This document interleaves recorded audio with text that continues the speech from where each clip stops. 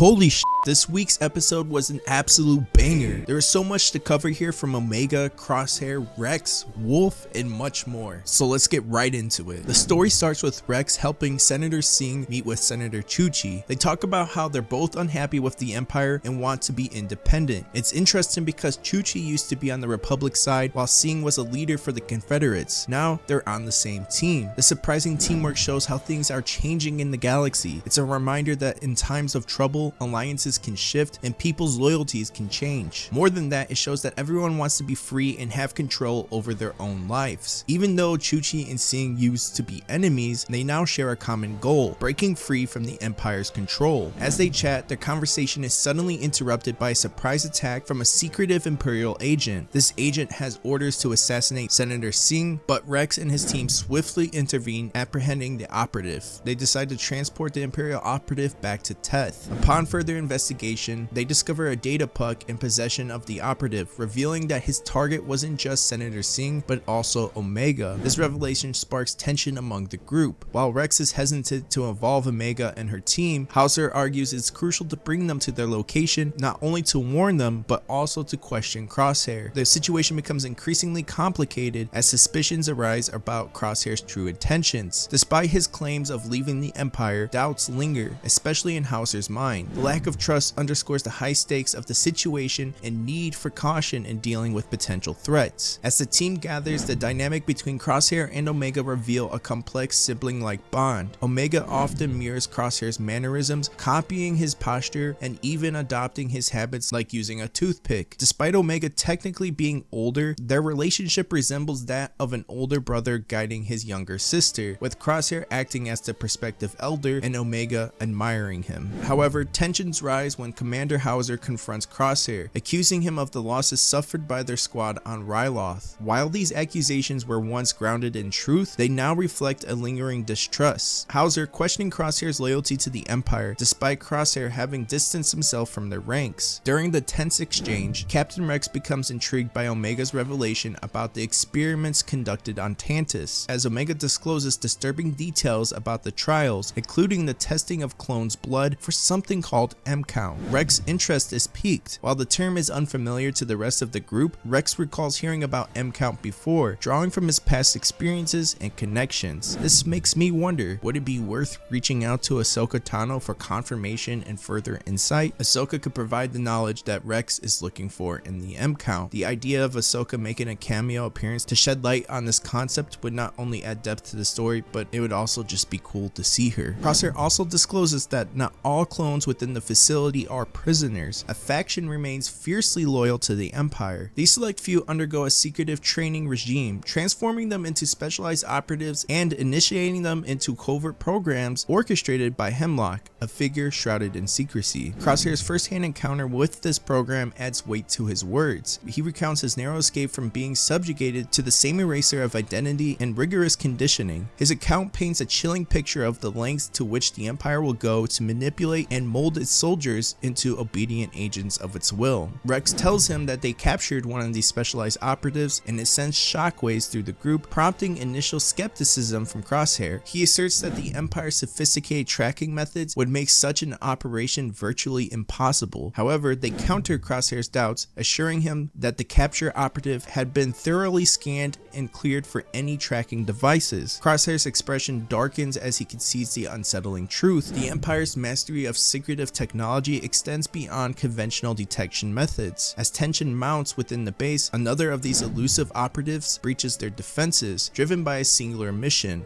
eliminating the captured comrade to prevent the leakage of critical information. However, his plans take an unexpected turn as he encounters Omega. Recognizing her as a far more valuable asset, he discreetly signals the Empire, alerting them to her presence. This unforeseen development sets the stage for a dramatic confrontation, adding a new layer of danger and intrigue to the unfolding story. In response to the operative's alert, the Empire swiftly dispatches a specialized recovery team with clear orders: capture Omega alive at all costs. The operative, following strict instructions, refrains from using lethal force, focusing instead on securing Omega and delivering her into the hands of their Imperial superiors. Meanwhile, as Hunter and his team are escorted to the detainment area to confront the captured operative, Crosshair's demeanor undergoes a notable shift. His recognition of the operative sends chills down his spine, prompting him to urgently insist they depart. Before they can react, the operative addresses Crosshair with a cryptic taunt. His words are laden with unsettling implications. He says, "If you want answers so badly, why aren't you asking him? Right, brother?" This line holds significant weight and raises intriguing questions. It implies a deeper connection between Crosshair and the operative, hinting at a shared history or bond that has yet to be revealed. The intruder swiftly strikes, setting off explosions that wreak havoc on their ships and sever their communications. With frightening accuracy, he ruthlessly kills their prisoner, plunging the team into chaos. A fierce fight erupts amidst the chaos, with explosions tearing through the building and debris cutting off the team and the intruder. Just when things seem dire, the Empire's team, led by Wolffe, arrives, ready to take charge of the situation. As the battle rages on, the supposedly deceased clone emerges from the rubble, resuming his relentless pursuit of Omega. In a desperate bid to escape, Rex, Omega, and Clone Force 99 make a break for their ship to contact Echo. Upon landing, Wolffe is taken aback to discover the insurgents he was dispatched to eliminate are fellow clones. He confronts the operative, asserting his authority over the operation. However, the operative appears dismissive of Wolffe's declaration, hinting at a deeper power dynamic at play. Discovering the crew's escape route, the Imperial clones leap into pursuit, with the shadowy operative lurking close behind, a persistent threat trailing their every move.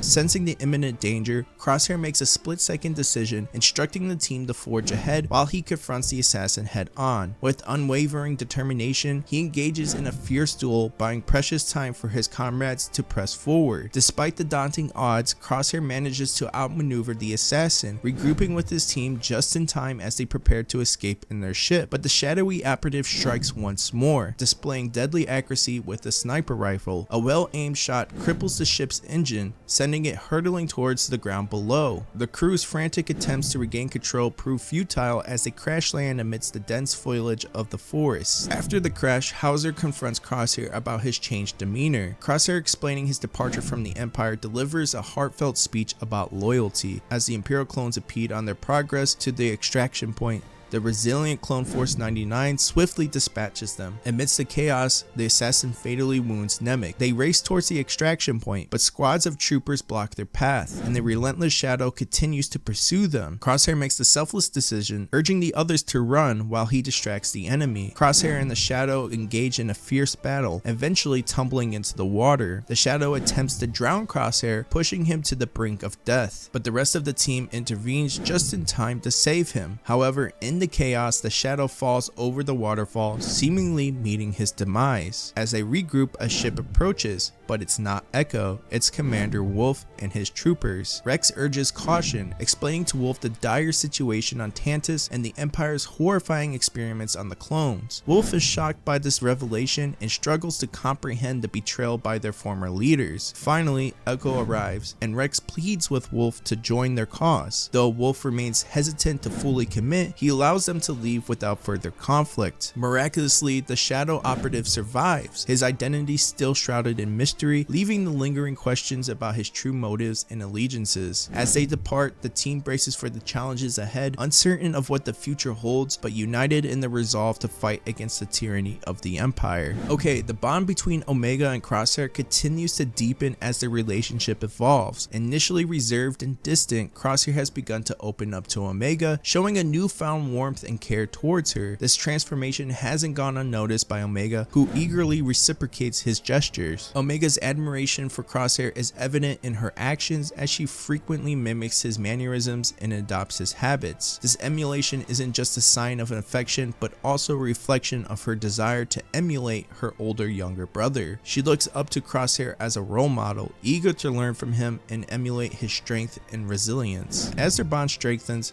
so too does their trust in each other. This worries me though. The parallels between Crosshair's development and the relationship he's forming with Omega to that of Tech's in the past are indeed striking. Tech, much like Crosshair, underwent significant character growth throughout the series, especially in his interactions with Omega. Their bond grew stronger over time, with Tech becoming a mentor and confidant to Omega, much like Crosshair is evolving into now. The concern arises from the tragic fate that befell Tech, leaving me worried that a similar fate might await Crosshair. However, it's also possible that the writers may take the story in a different direction, allowing Crosshair to overcome his past and find redemption without sacrificing his life. But next, I kind of want to take a look in the realm of speculation surrounding the mysterious shadow operative. There's been much debate over their true identity. While some have suggested that it could be Tech or even Cody, I'm inclined to believe that it's neither. Instead, I'm leaning towards a theory that the sniper is a clone version of Crosshair. This theory aligns with the breadcrumbs we've been given throughout the series. In season 2, Hemlock hinted at Crosshair becoming a new clone model, suggesting that experiments were being conducted on him. Considering this, it's not far-fetched to imagine that the Empire may have successfully cloned Crosshair, creating a formidable new operative. Moreover, the sniper's resemblance to Crosshair is striking, from their similar shooting style to their tall and lengthy physique. There are undeniable similarities that point to the connection between the two. Building on the theory of the sniper being a clone version of Crosshair, the cryptic reference to him as brother by the previous operative adds another layer of intrigue. While it's true that all clones are technically brothers, this term of endearment suggests a deeper, more personal connection between the operatives. Could it be that these operatives possess direct genetic material from Crosshair himself? This possibility opens up a whole new realm of speculation, implying that these specialized agents may share a more intimate bond with Crosshair than mere genetic similarity. If true, this revelation would shed light on the Empire's intentions in creating these operatives. Perhaps they seek to replicate Crosshair's skills and abilities on a larger scale, harnessing his genetic blueprint to produce a new generation of elite soldiers. This theory not only adds depth to the narrative, but also raises questions about the nature of the identity and individuality in a world populated by clones. Lastly, I would like to reflect on Commander Wolffe's actions. It's clear that his decision to let Rex and his team go speaks volume about the internal conflict brewing. Initially, one might expect his men to question his loyalty and potentially even turn him in for defying the Empire. However, upon closer examination, it becomes apparent that Wolffe's troopers are not as loyal to the Empire as one might assume. In fact, I believe that Wolffe's men are questioning the Empire's motives just as he is. Their willingness to allow Rex and his team to depart without resistance suggests a shared sense of disillusionment with the Empire's oppressive regime. As they depart, Wolffe and his troopers demonstrate a profound act of respect by gathering the bodies of the fallen, a gesture that is uncommon in war but specifically poignant in this context. After all, their fallen comrades are not just their enemies, they are their brothers. This leads me to believe that we haven't seen the last of Wolffe and his troopers. I predict that they'll play a crucial role in the looming conflict on Mount Tantiss, where I believe the clone rebellion is poised to erupt with catastrophic consequences. In this battle for freedom and autonomy, I anticipate that Wolffe and his troopers will stand alongside Rex and his allies, united in their defiance against the Empire. But these are all my opinions. I grade these 2 episodes as a 9 out of 10, and I can't wait to see what comes next. But what do you guys think?